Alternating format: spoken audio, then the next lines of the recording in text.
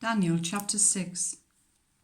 It pleased Darius to appoint 120 satraps to rule throughout the kingdom, with 3 chief ministers over them, one of whom was Daniel. The satraps were made accountable to them so that the king might not suffer loss. Now Daniel so distinguished himself among the chief ministers and the satraps by his exceptional qualities that the king planned to set him over the whole kingdom. At this, the chief ministers and the satraps tried to find grounds for charges against Daniel in his conduct of government affairs, but they were unable to do so. They could find no corruption in him, because he was trustworthy and neither corrupt nor negligent.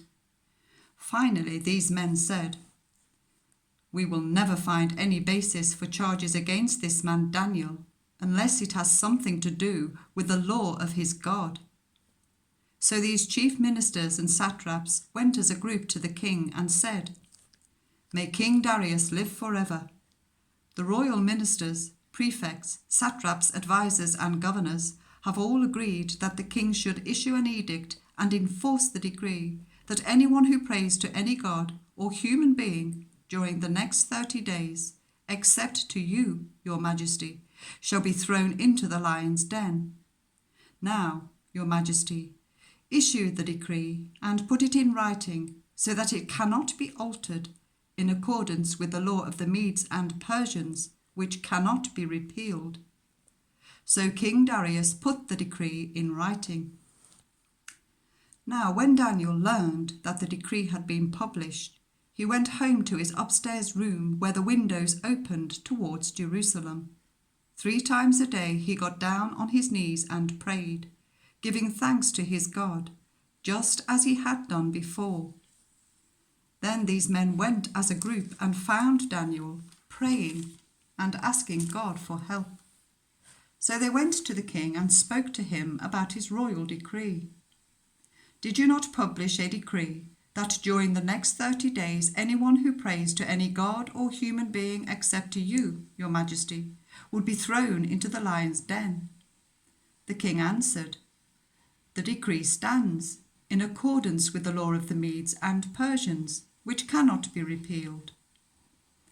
Then they said to the king, "Daniel, who is one of the exiles from Judah, pays no attention to you, your majesty, or to the decree you put in writing. He still prays 3 times a day." When the king heard this, he was greatly distressed. He was determined to rescue Daniel and made every effort until sunset to save him.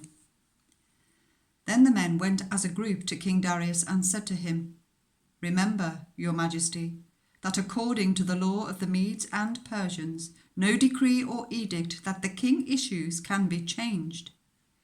So the king gave the order, and they brought Daniel and threw him into the lion's den.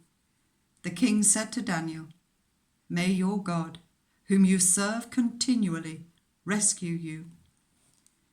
A stone was brought and placed over the mouth of the den, and the king sealed it with his own signet ring and with the rings of his nobles, so that Daniel's situation might not be changed. Then the king returned to his palace and spent the night without eating and without any entertainment being brought to him, and he could not sleep. At the first light of dawn, the king got up and hurried to the lion's den. When he came near the den, he called to Daniel in an anguished voice, "Daniel, servant of the living God, has your God, whom you serve continually, been able to rescue you from the lions?" Daniel answered, "May the king live forever. My God sent his angel, and he shut the mouths of the lions. They have not hurt me, because I was found innocent in his sight, nor have I ever done any wrong before you, your majesty." The king was overjoyed and gave orders to lift Daniel out of the den. And when Daniel was lifted from the den, no wound was found on him, because he had trusted in his God. At the king's command, the men who had falsely accused Daniel were brought in and thrown into the lion's den, along with their wives and children. And before they reached the floor of the den, The lions overpowered them and crushed all their bones. Then King Darius wrote to all the nations and peoples of every language in all the earth. May you prosper greatly. I issue a decree that in every part of my kingdom people must fear and reverence the God of Daniel. For he is the living God, and he endures forever. His kingdom will not be destroyed. His dominion will never end. He rescues and he saves. He performs signs and wonders in the heavens and on the earth. He has rescued Daniel from the power of the lions.